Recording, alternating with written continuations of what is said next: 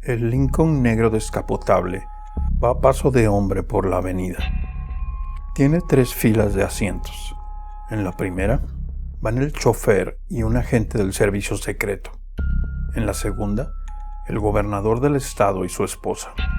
En la tercera, el matrimonio que todo el mundo había ido a ver pasar: John Fitzgerald y Jackie Kennedy. Una pequeña multitud al costado del camino despejado los saludaba. Algunos hacían ondear sus banderas. De pronto, se escuchó un ruido seco y abrupto. Unos segundos después, ese ruido se repitió. Ya todos los que escucharon pudieron identificarlo. Eran disparos. El gobernador de Dallas se inclinó hacia su izquierda. El presidente de Estados Unidos se agitó en su asiento. Otros 3 segundos, otra detonación. La cabeza de JFK se sacudió con violencia. Kennedy se desplomó mientras la cara se deshacía en un gesto de dolor. Jackie, su esposa, impactada por la escena, subió hacia la zona del baúl. Su traje rosa y su sombrero producen un contraste grotesco con la tragedia. Gateó por la parte de atrás de la carrocería hasta que un guardaespaldas logró hacerla ingresar al auto de nuevo, que, ya asumida la gravedad de la situación, aceleró para alejarse del lugar. No se sabe qué buscaba Jackie. Algunos sostienen que su instinto le indicó que debía recoger con alguna esperanza la masa encefálica de su marido diseminada por todo el auto. Otros creen que intentó subir la capota para protegerse. También están los que afirman que en la desesperación, fuera de sí, intentó salir del auto por atrás. El resto del camino, Jackie sostuvo la cabeza de su esposo en su regazo. La sangre empapó y tiñó su conjunto Chanel.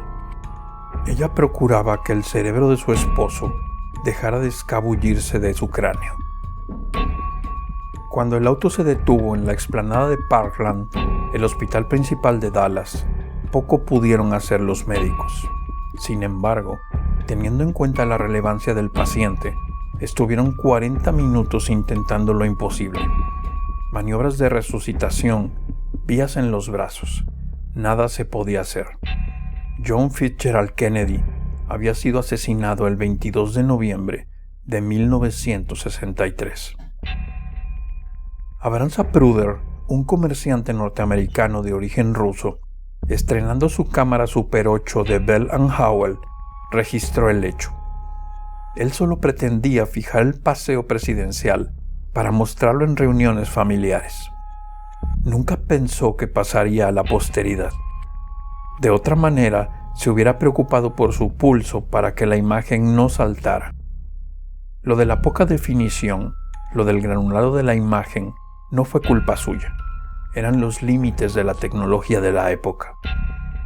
Pero esa filmación, con sus imperfecciones, con el registro del hecho, pero sin aportar demasiadas certezas, se convirtió en un documento ineludible y al mismo tiempo en metáfora del asesinato.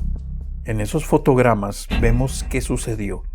Presenciamos el crimen, pero nunca tendremos claro la manera exacta en la que pasó.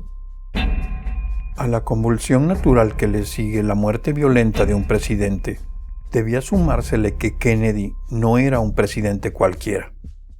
La juventud y el carisma, la esposa, los hijos pequeños, la sonrisa seductora, el nuevo lenguaje político que aportaba. La década que venía a modificar todo tenía en Estados Unidos a un presidente acorde. Todos esos factores multiplicaron el impacto. La policía detuvo con velocidad a Lee Harvey Oswald, a quien se le adjudicó el homicidio.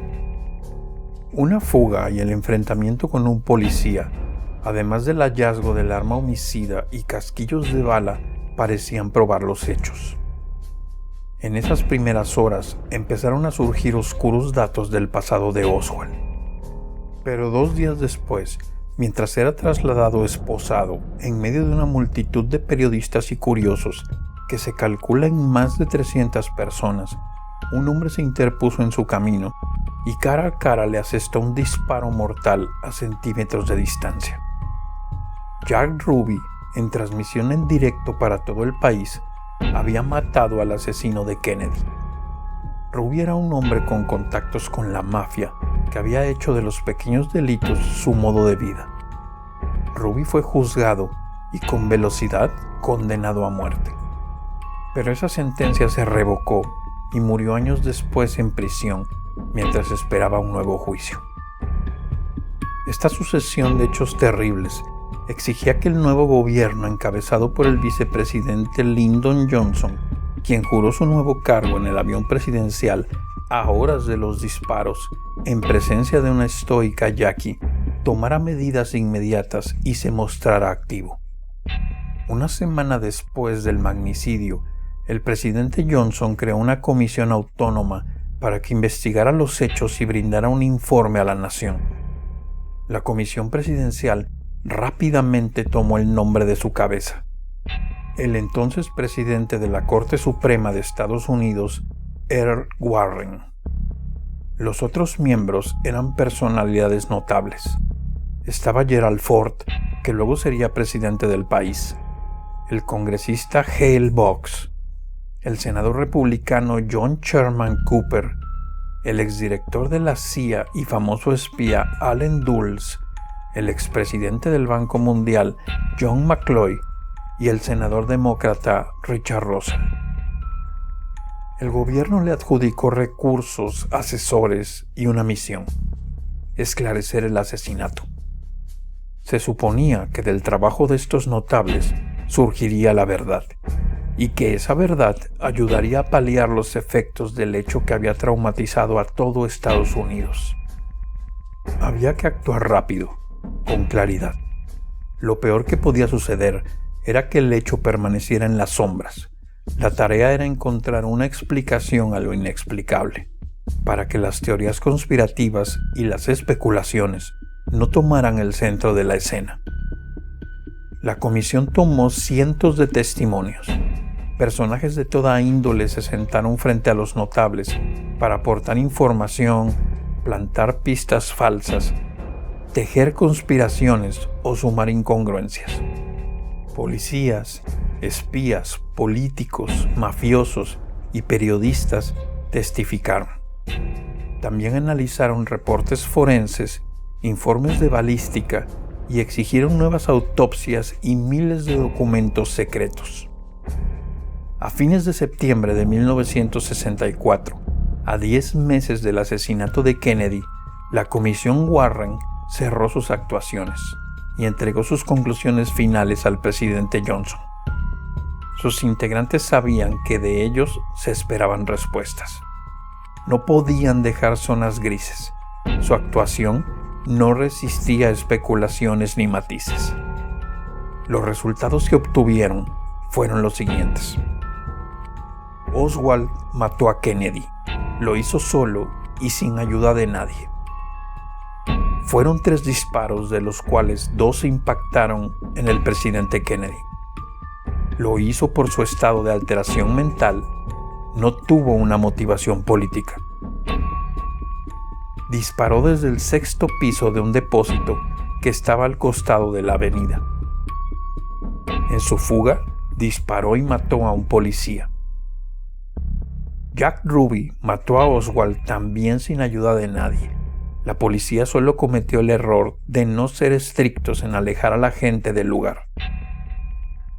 Ningún miembro del gobierno estuvo involucrado ni participó de una conspiración para asesinar al presidente.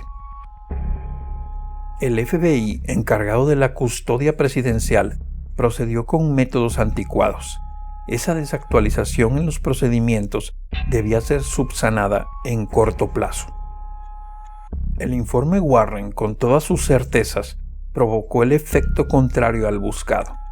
Esa cadena de coincidencias fatales, de solitarios personajes delictivos que se unen por un mero capricho del destino y contaban con espíritu quijotesco y actuaban solos sin ninguna conexión con nadie y sin mayor motivación que su alteración mental, no convenció absolutamente a nadie. El punto que mayor resistencia provocó fue el de la explicación de la trayectoria de una de las balas. Desde ese momento pasó a ser conocida como la bala mágica, mote que se ganó por la trayectoria inverosímil que la Comisión Warren le atribuyó. De los 3 disparos de Oswald, el primero fue fallido, el segundo sería el de la bala mágica, y el tercero el que impactó en la cabeza de Kennedy. La trayectoria de ese proyectil extraño fue, según la comisión, extenso y variado. Primero atravesó el cuello del presidente, luego siguió hacia el pecho del gobernador Connally, que estaba sentado en el asiento de adelante. De ahí salió y pasó por su muñeca para terminar alojada en su muslo. Todo ese recorrido y por todas esas estaciones pasó la bala.